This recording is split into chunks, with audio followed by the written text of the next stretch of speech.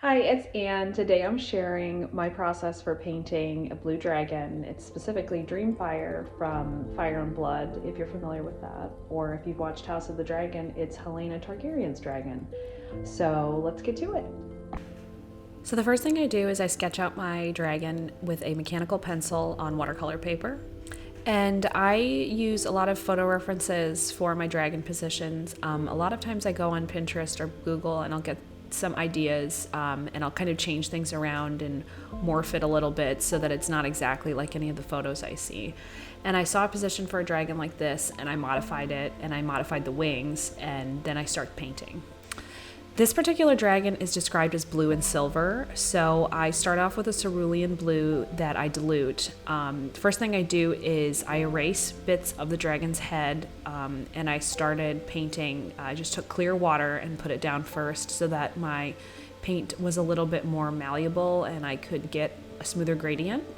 I try to erase as much as I can on a drawing and only leave like the bare pencil lines so that the graphite doesn't mix in with the paint and make it grayish. Usually I don't finish all the details of a particular part of a painting before I start on the other parts. So like as you can see here, I started the head and then I was like, oh, I need to start on the wings. The wings are described as silvery in the books. So on the back of the wings, I wanted to keep them the cerulean blue, and on the inside, I wanted to keep them silver. This was a great opportunity to use metallic paint. On fantasy images, I think that looks really great to use metallic paint, even though I don't always use it. And silver is very different than gray, so I didn't want to leave these gray, so I made sure to get my silver paint and to use that on the details, the inside of the wings, the horns, the ridges on the back, and the claws and other little details that are, more minor, but they stick out when they're silver like that. So I went ahead and I painted the claws and different parts of it silver first. Now, when I paint the wings, I usually do a flat color first, and then to kind of indicate where the shadows are, right by where the membranes are, like the little spokes, if it was a wheel, there's a darkened shadow area on the top and the bottom, and that kind of makes the bone part of the wings look more realistic.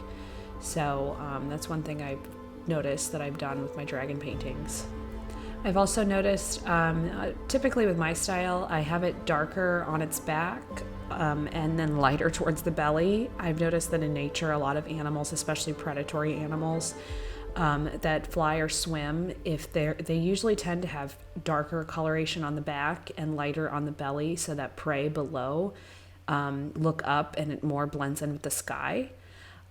Killer whales, for instance, have coloration like this, and I thought that was really interesting and wanted to incorporate that into my dragons. I also like dragons that have tons of like little horns or spines or like spiky appearances on more lizard-like and reptilian on them, so I have that on this particular dragon. I also tend to look at images of other reptiles and the way that their muscles and legs are shaped, and that helps influence how I want to paint my dragons to make them seem more realistic.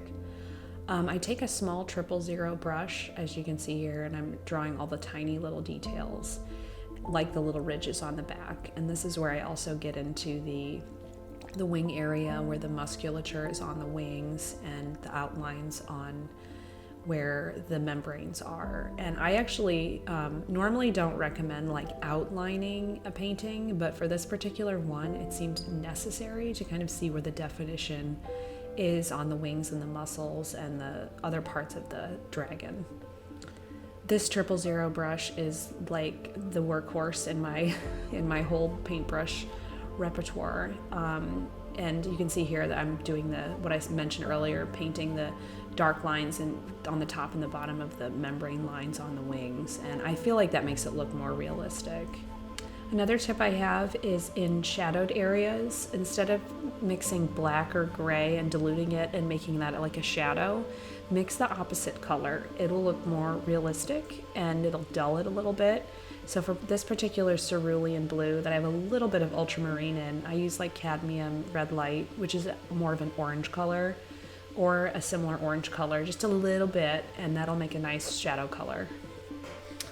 So here I'm getting more ultramarine blue mixed in with my cerulean to do the darker outlines and shadows on the dragon's legs.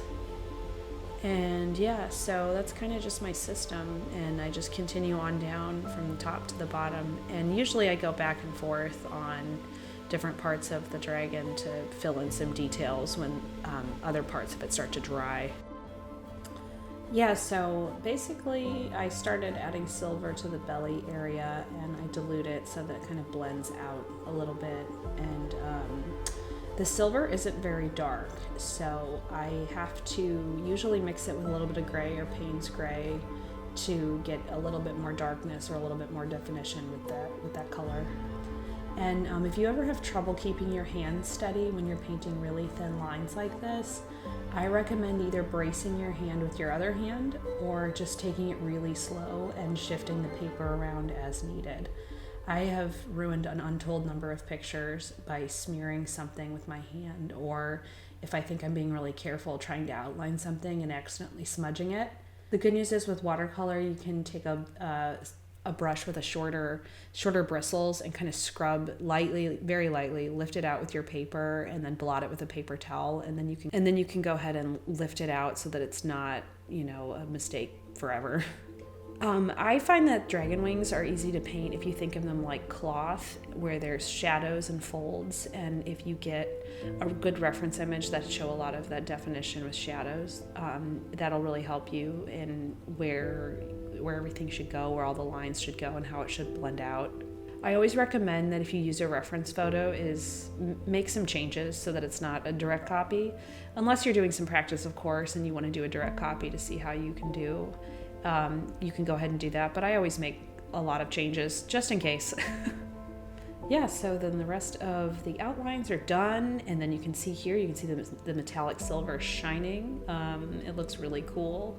It was just a fun little project, and I hope you give it a shot, and I hope these tips were helpful for you for painting dragons.